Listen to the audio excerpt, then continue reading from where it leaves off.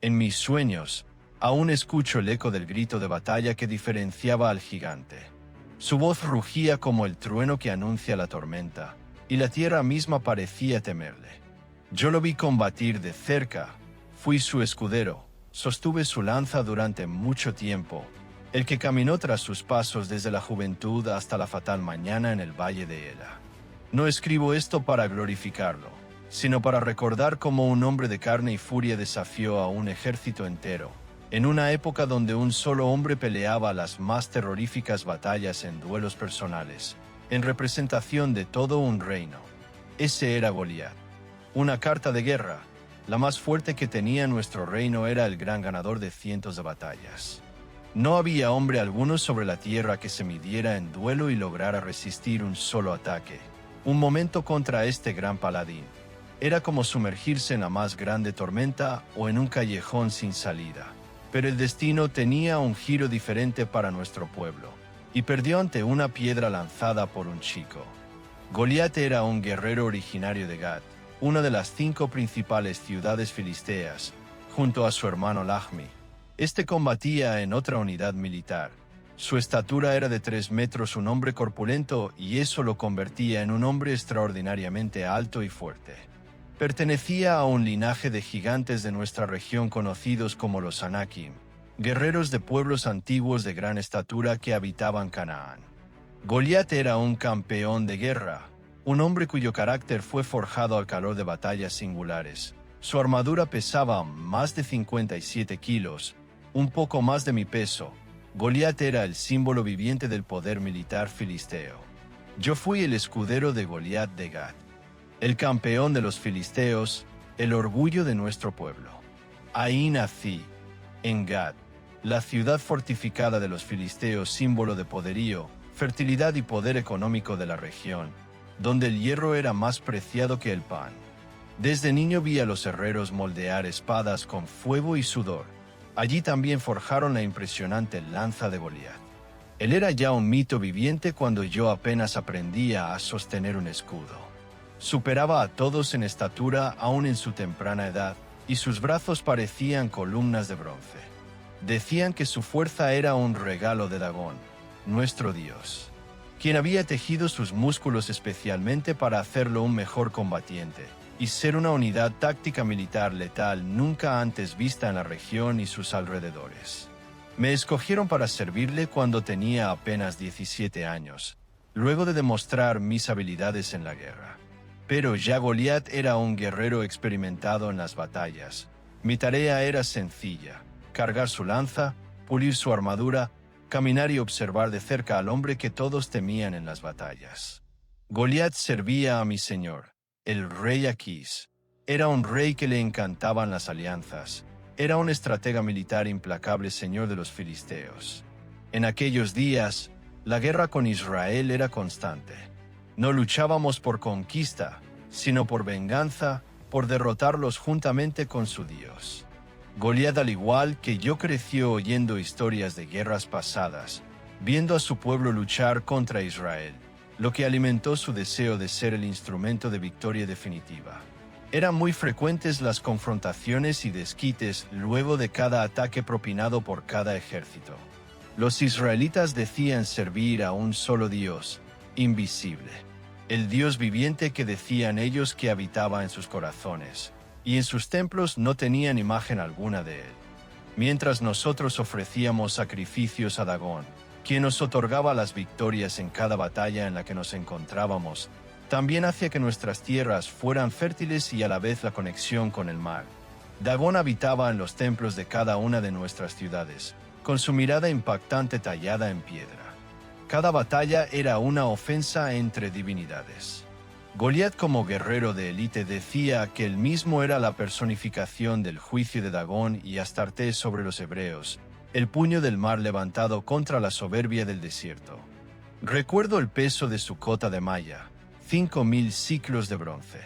Le ayudaba a ajustarla cada amanecer de campaña. Su yelmo tenía grabados los rostros de los antiguos reyes de Gat, y su lanza era un tronco de tejedores, con punta del tamaño de una espada. No era un arma convencional, era el arma con la que había destruido muchos pueblos a su paso. Yo marchaba delante de él, llevando su escudo. Desde esa posición, veía cómo el sol nacía sobre su figura colosal, y el brillo de su armadura encandilaba hasta a los enemigos más valientes. Todos los filisteos confiábamos ciegamente en su reputación y fuerza, y así demostrábamos superioridad muy notoria sobre nuestros enemigos. Recuerdo el valle de Ela.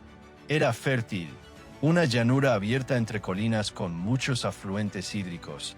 Contemplar su belleza era un privilegio dado por los dioses.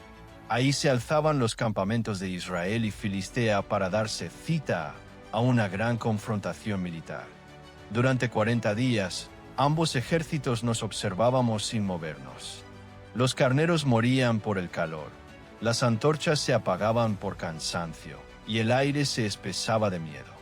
Entonces Goliat decidió salir cada mañana de los 40 días de estudio militar entre los dos ejércitos, y descendía al valle y gritaba su desafío: ¿Quién de los israelitas se atreve a luchar conmigo?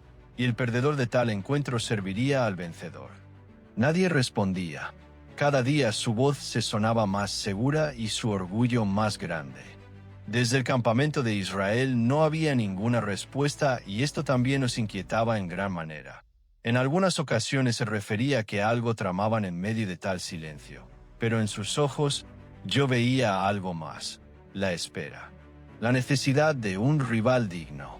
El día que el muchacho bajó del campamento israelita con solo un cayado en sus manos, todos rieron y argumentaron. Solo un cayado. El aire cambió. Era un pastor, sin armadura, con el cabello rojizo y los ojos del color del amanecer. Recuerdo que reí. Pensé que era un mensajero, un loco o un sacrificio voluntario. Pero Goliat se encolerizó. Se levantó imponente, giró su cabeza hacia mí y susurró: ¿Esto es una burla o una prueba? Le extendí su escudo, pero él lo apartó. Hoy no necesito defensa, me dijo, y avanzó solo. Lo vi caminar hacia el valle. Lo seguimos con la mirada todo el tiempo. Levantó su lanza, gritó el nombre de Dagón. Nosotros le alentábamos desde lejos. Goliat, Goliat. Estábamos confiados de que era una victoria más.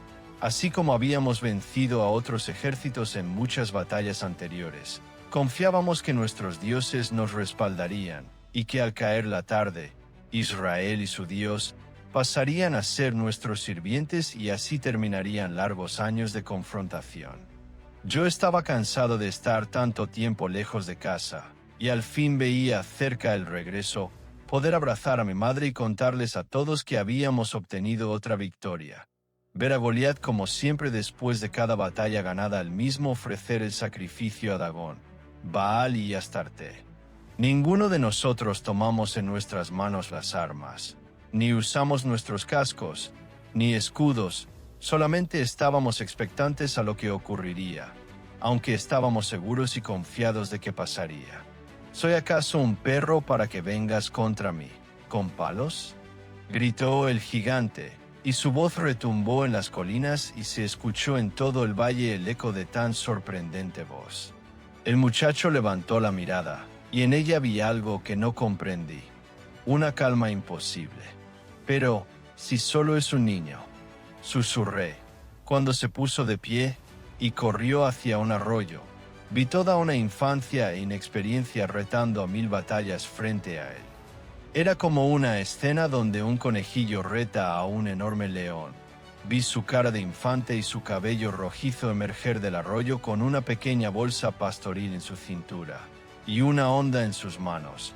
Al fondo se dejaba ver el atardecer, el típico atardecer en el valle de Ela, y el primer plano de una batalla verdaderamente épica, jamás vista. Había visto pelear a Goliat muchas veces con enemigos mejor equipados. Al menos se les notaba rudeza en sus rostros, producto de sus muchas batallas y de sentir la muerte cerca en cada combate que habían tenido. Rostros de guerreros experimentados, pero ver a este oponente era algo sumamente extraordinario. Ninguno de los guerreros experimentados de Israel con muchas cicatrices por las muchas batallas quiso afrontar este reto. pero un niño sin experiencia comprobada estaba frente a un arma mortal como Goliat. Yo permanecí atrás de él, como el resto de filisteos. Sentí el calor del sol, el polvo del valle y el silencio absoluto antes de la confrontación. El primer movimiento de la contienda fue para Goliat, quien tomó posición de batalla y a pesar de su estatura y corpulencia hizo movimiento entre saltos cortos mientras avanzaba. A un lado a otro parecía una danza sincronizada y tiró su lanza hacia la humanidad del chico. Pero este como un cabrito dio un salto a un costado y esquivó el ataque del experimentado gigante, e instantáneamente se incorporó y tomó posición de ataque. El joven comenzó a girar la onda hasta que solo se veía el movimiento de su mano. Era un compás mientras caminaba acercándose a la línea de tiro. Se escuchaba el sonido de la onda rompiendo el viento. El sonido fue seco, breve, como un trueno contenido. Ninguno sabíamos qué había pasado. La piedra se incrustó en la frente del gigante, y en ese instante el tiempo se quebró. Goliat, el ganador de 1000 batallas criado en el rigor de la guerra, cayó hacia adelante, y el mundo entero pareció inclinarse con él. Toda nuestra honra estaba derribándose. Su sombra se estaba reduciendo hasta quedar extendido en el suelo del valle de Ela. Era la última batalla del gran paladín, el gran guerrero de Gad. El orgullo filisteo estaba derribado. Había caído nuestro muro de contención, nuestra más valiosa arma de guerra, una insignia militar. Nuestro ejército no sabía qué hacer. Esperábamos al menos ver a Goliat levantar su enorme figura. El tiempo pareció detenerse y todas las miradas apuntaban a ese punto, pero eso no ocurrió. Intenté correr hasta donde estaba mi señor, el gigante. El bronce de su armadura alumbraba bajo el sol. Pero los israelitas estaban enardecidos. Vimos cómo yacía el cuerpo. El pastor, ese muchacho llamado David, tomó la espada del propio Goliat y completó lo inevitable. Escuché la señal de retirada. Por momentos me negaba a creer que esto había sucedido. Nunca olvidaré la expresión de aquel instante, la serenidad del vencedor y la inmovilidad del titán. Los filisteos, todos huimos. Las moscas llegaron antes que los cuervos, y el aire olía a hierro y ceniza. No hubo quien rescatara el cuerpo del paladín. Ese día, ese chico, David demostró que el Dios de Israel, su Dios, eso le gritó al gigante que en su nombre lo vencería. Reconozco que es mucho más fuerte que nuestros dioses. Dicen que David se convirtió en rey, y que su Dios lo acompañó siempre. Yo no lo sé. De lo único que puedo dar certeza es que el Dios de Israel es un Dios fuerte.